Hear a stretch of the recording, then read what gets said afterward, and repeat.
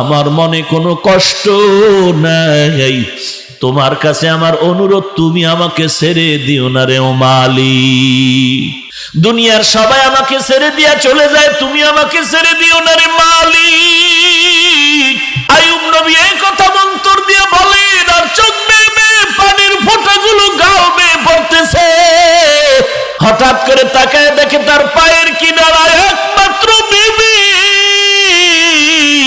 ইউসুফ নবীর কন্যা রহমা। ওই আইয়ুব নবীর একমাত্র বিবি রহমা, গ্রামের মানুষ বলে রহিমা, মূল নাম হলো তার রহমা। ইউসুফ নবীর কন্যা আইয়ুব নবীর পায়ের কিনারায় বসে বসে কান্না করে। আইয়ুব নবী বলে, সবাই গেল, তুমি কেন যাও নাই? রহমা নামের বিবি পা জড়ায় কান্না করে আর বলেন, ও পয়গম্বর, আমার বাবা ইউসুফের কন্যা আমি, কিন্তু আমার তো কোনো পুঁজি নাই।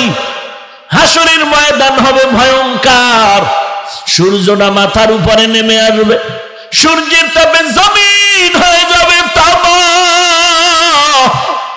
একদিকে জাহান্নামের আওয়াজ, অপরদিকে আমার আল্লাহ তাআলার রাগান্বিত আওয়াজ, লিমানিল মুলকুল ইয়াউম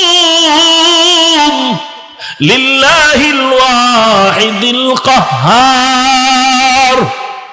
এমন পরিণাম ফল হবে ওই কিয়ামতের মাঠ, সূর্যের তাপে গুনাহগারের মাথার মগজগুলো টাস টাস করে ফেটে যাবে, পেটের নাড়ি বুড়ি পায়খানার রাস্তা দিয়ে পড়ে যাবে। ওই কিয়ামতের ময়দানে আসামির কাঠগড়ায় যদি আমাকে আল্লাহ ডাক দিয়া বলেন, রহমা কি নিয়ে আসছো? নাজাত পাওয়ার জন্য আমি ওই দিন আল্লাহর কাছে এতটুকু যদি বলতে পারি, ও দয়ার মালিক, নাজাতের কোনো পুঁজি আমার নাই, তবে আমি তোমার আদরের নবী আইয়ুব নবীর একজন স্ত্রী। আল্লাহ নবীর উপরে